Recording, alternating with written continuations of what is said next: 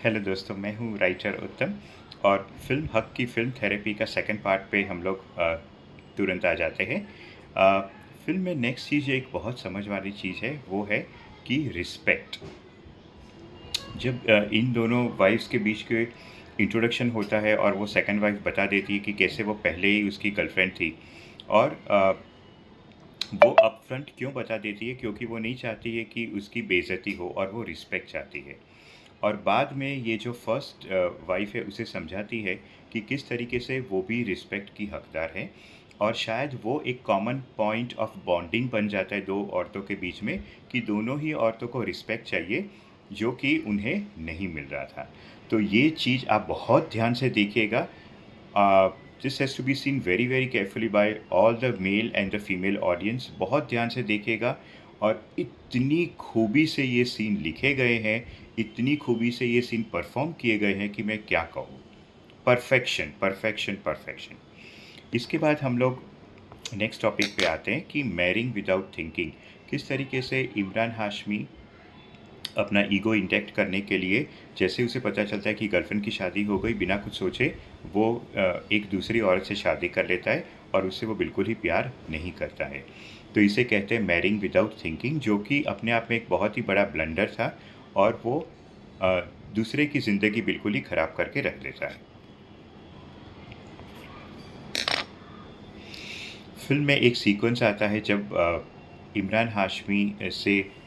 यामी गौतमी की मुलाकात होती है और अपना ईगो इंटैक्ट रखने के लिए वो ट्रिपल तलाक अनाउंस कर देता है और उसे तलाक दे देता है। तो यहाँ पे क्लियरली दिखाया गया है कि किस तरीके से वो अपना ईगो मैनेज नहीं कर पाता है और एकदम हेस्ट में वो डिसीजन ले लेता है। तो यहाँ पे सीखने वाली बात यह है कि हमेशा अपना ईगो मैनेज करना वो ही एक किसी भी इंसान के लिए बहुत ही बड़ा चैलेंज है। फिल्म के एंड में दिखाया गया है कि यामी गौतमी है वो कुरान पढ़ाती है और यंग लड़कियों को कुरान पढ़ाती है। और सबसे अच्छी बात यह है कि कुरान पढ़ाती है और सही तरीके से कुरान पढ़ाती है, कि कुरान में जो लिखा गया है वही सिर्फ वो पढ़ाती है, नहीं कि किसी मेल पॉइंट ऑफ व्यू से वो उस कुरान को पढ़ाती है। तो वो चीज़ बहुत ही समझने लायक मुझे लगा, ताकि एक प्रॉपर नॉलेज कुरान का विमेन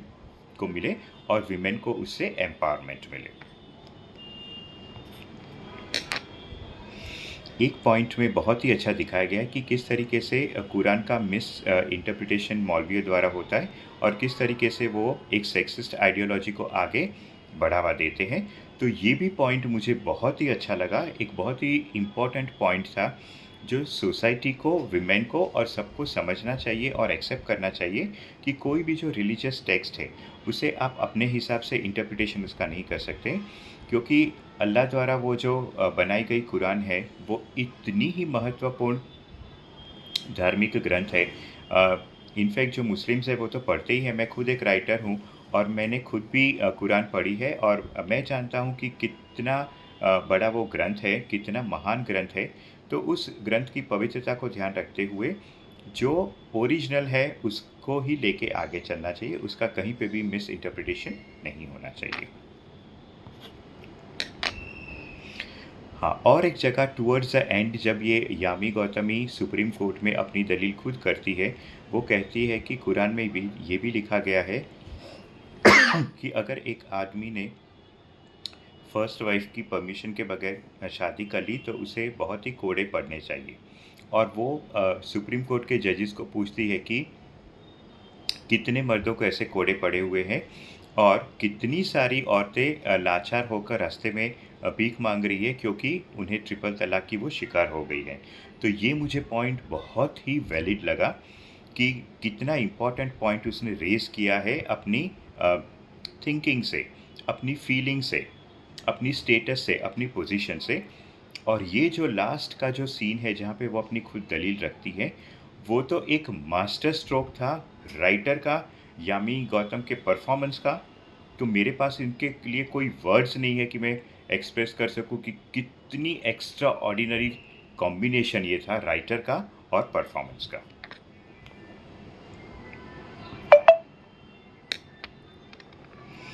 नेक्स्ट मुझे एक बहुत अच्छी एक चीज़ जो लगी कि किस तरीके से कुछ हस्बैंड्स ऐसे होते हैं जो वीमेन की साइकोलॉजी जानते हैं और उनकी वीकनेसेस जानते हैं। वीकनेस तो हम लोग नहीं कहेंगे, उनके सॉफ्ट स्पॉट्स जानते हैं। उनको ये पता है कि वुमन को क्या सुनना अच्छा लगता है, कौन-सी बात कहने से उनको अच्छी लगेगी, कौन-सी बात करने से उनको अच्छी नहीं लगेगी।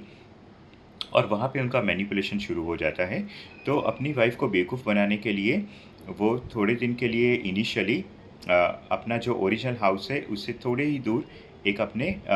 साइड वाले घर रूम में शिफ्ट हो जाता है अपनी वाइफ़ के साथ, और अपनी जो ओरिजिनल वाइफ़ है उसे ये दावा करता है कि वो ही सबसे इम्पोर्टेंट औरत है उसकी ज़िंदगी में। ये जो सेकंड वाइफ़ है उसका कोई ज़्यादा महत्व नहीं है। शायद वही गौतमी सुनना चाहती थी, और ये एक जो मैनिपुलेटर होता है उसे वही बात सुनाता है और उसे रिझा देता है।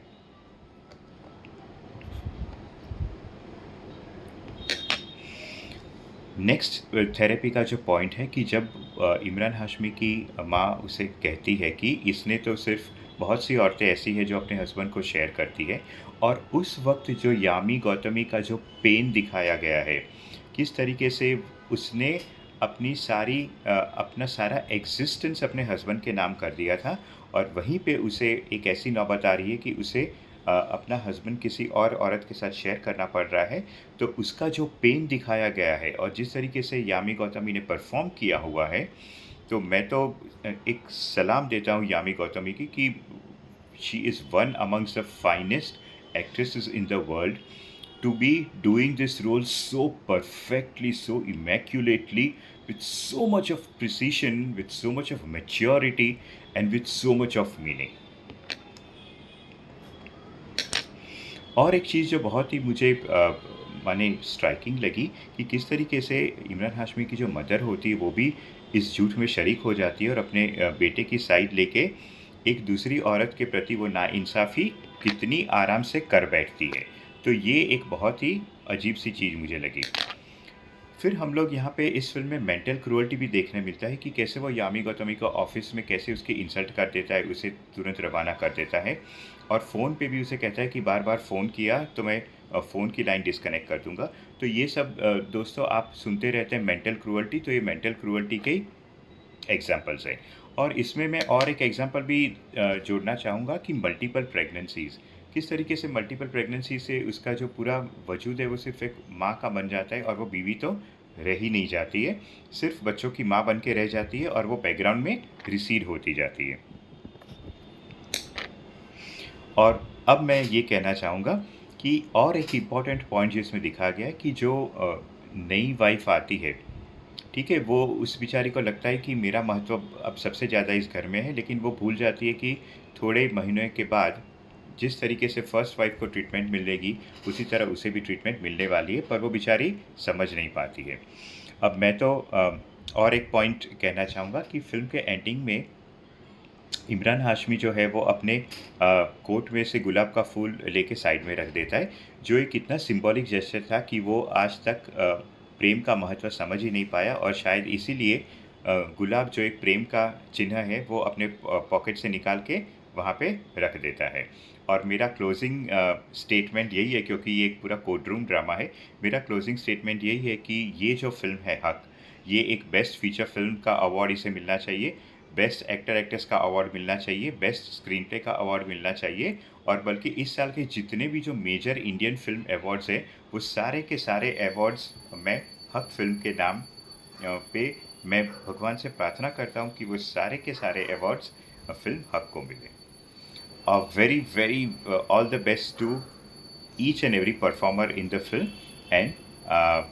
God bless the entire film and the entire team.